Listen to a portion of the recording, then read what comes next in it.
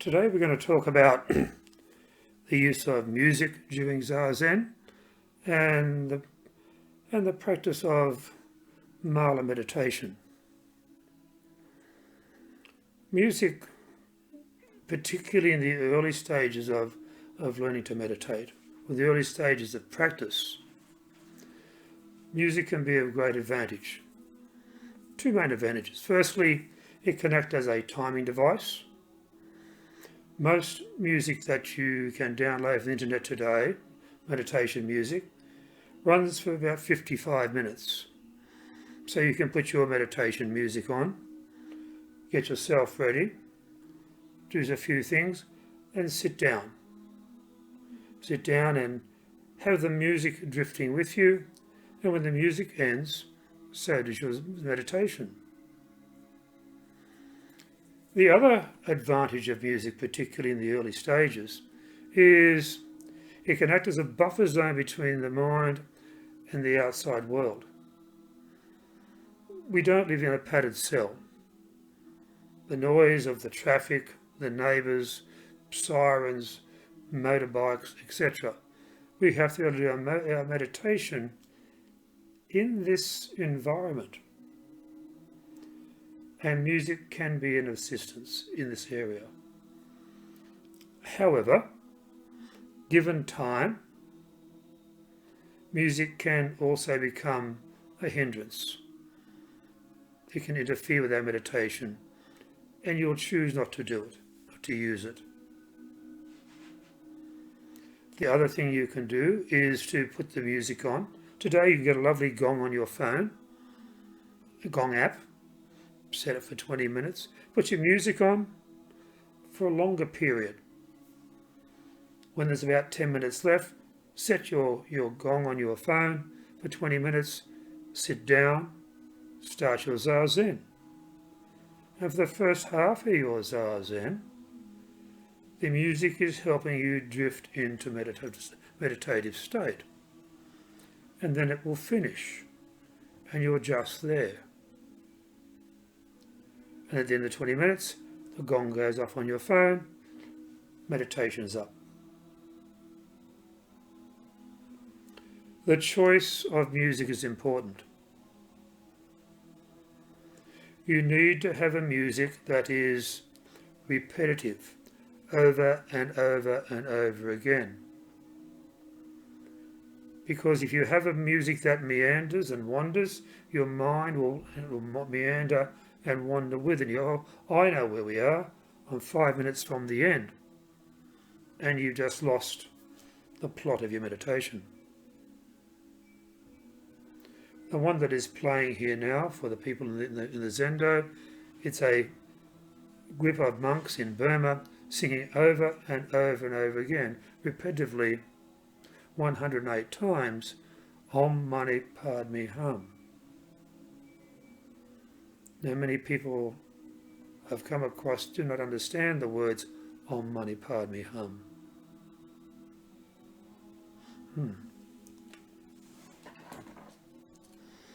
Have you seen one of these? This is a Tibetan prayer wheel. Particularly elderly Tibetan people spend their retirement doing this. And they go around, around, around in a clockwise rotation. And they're doing this for you.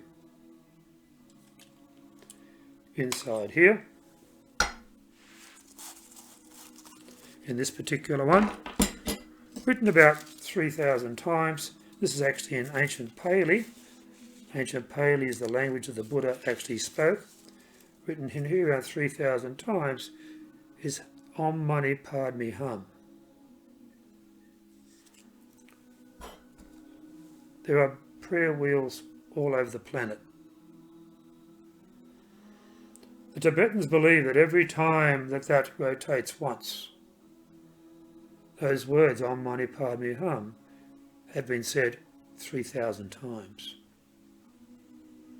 As I said before, they do this for you. So what does Om Mani Padme Hum mean?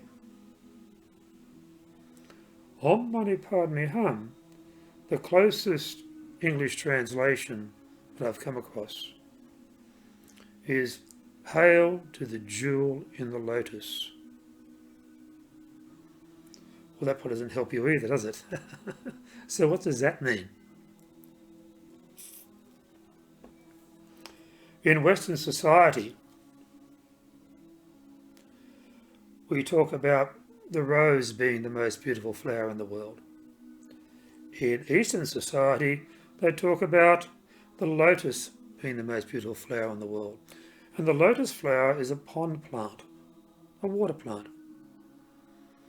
And the muddier and yuckier the mud on the bottom of the pond, the more beautiful the flower develops. In this saying, hail to the jewel in the lotus, the lotus flower represents the human mind, which has the potential to be the most beautiful thing in the world. And as with the lotus in the pond, the mind grows out of the murk and the mire of life to develop into what it is today. The word hail is just simply an acknowledgement, a greeting. Hello.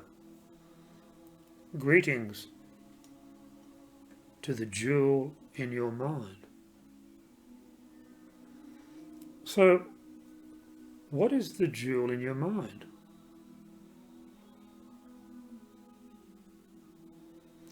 Today, if I ask people to point to the part of their body where they believe they live, many people point here. I live here in my heart. But what people don't realise is that if you go in and have a heart transplant, when you come out, are you the same person? Or are you the person who the heart came from? No, you are still you. So in Buddhism we talk about we live here. The place where I reside is here. Interestingly, that's where the Hindus put that little red bindi. It's almost as if there are three entities in the body. The mechanical, hydraulical, electrical system. There's the mind, the brain, and unfortunately it's got a bit of AI. And then there's the computer operator, myself. And you've probably experienced this over the years yourself when you start having conversations with yourself. For example, it's Monday morning and the computer with a bit of AI says, let's go down to the coffee shop, sit in the sun and watch people walk by. But the operator goes, no, wait a minute, we've got to go to work, pay the bills. Coffee shop, got to pay the bills. We've all had these conversations. It's like that, the story I remember of the devil on this shoulder and the angel on this shoulder in each ear.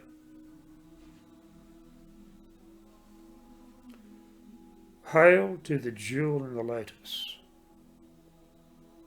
It's talking about bypassing our personality or bypassing our persona and saying hello to the true you, to the true person who you really are.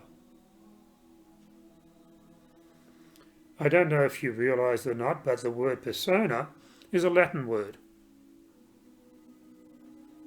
And the direct English translation of persona is the actor's mask. When an actor goes up onto a stage, he or she put on a persona, pretend. And that's what we tend to do. We put on our persona, we put on our personality, and we walk around in the world with this personality in front of us, and it's a designed personality we have created because we think this is what people will like, and they will like me, or they will be attracted to me. So we walk around the world bumping into each other's personalities or personas. In Zen, we look to get behind, right behind this personality, behind this persona,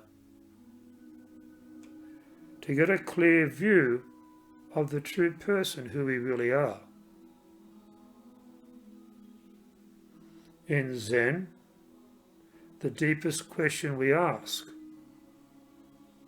is, who am I? Who is the real me? My suchness, my essence, my true self, the person who I truly am. In Buddhism we call it our Buddha nature, or our original nature.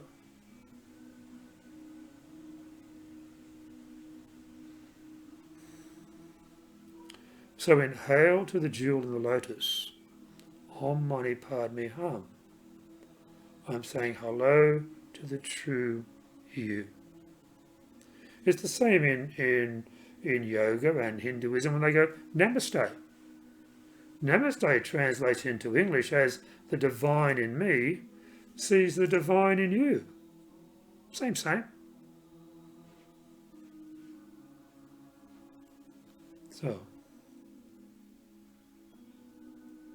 that is Om Mani Padme Hum.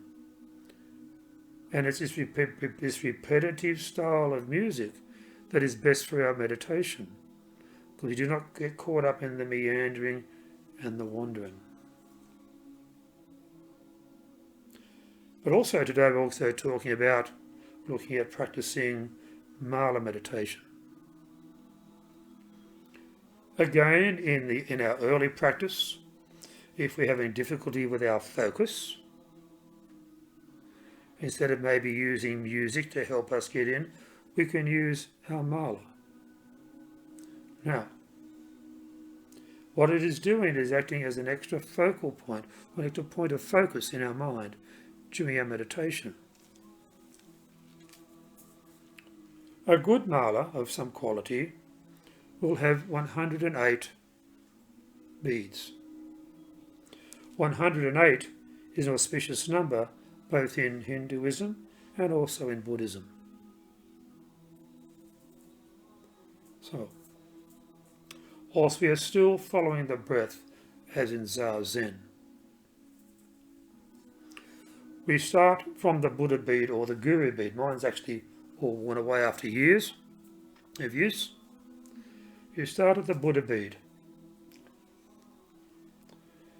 And as you inhale, when you get to the top of inhalation, you click the bead over and then exhale.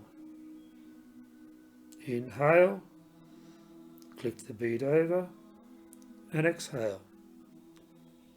What I like to do and what I recommend to people is for about the first 5 beads. As you inhale, you say to yourself, who am I? Click the bead over. As you exhale, I am the jewel in the lotus.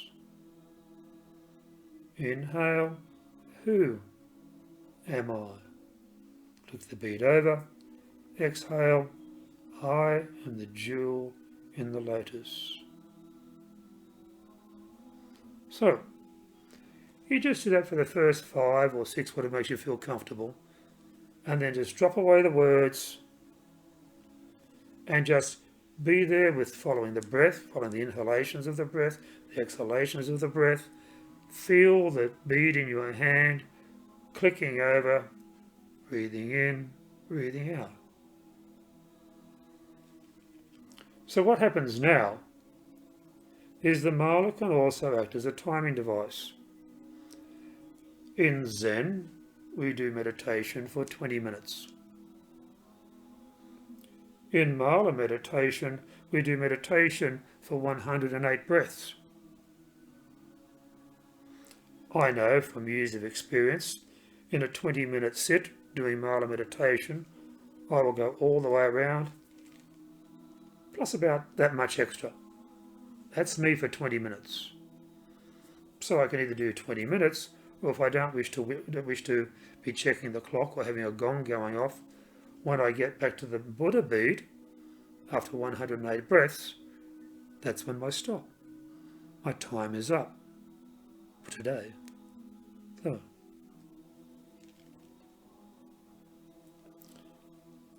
take your malas, hold them comfortably. Mine is so long that I have to hold it with two hands. You may be able to use one hand. If you wish to check the 20 minutes, the clock is up on the wall there. Okay. I'll turn off that music.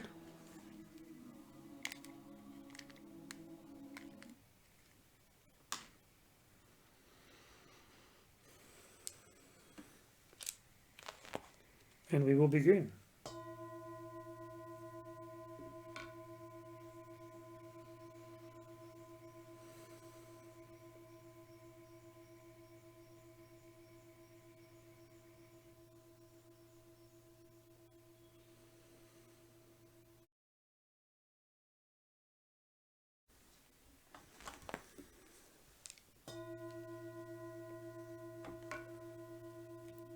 So how did you go? That was 20 minutes.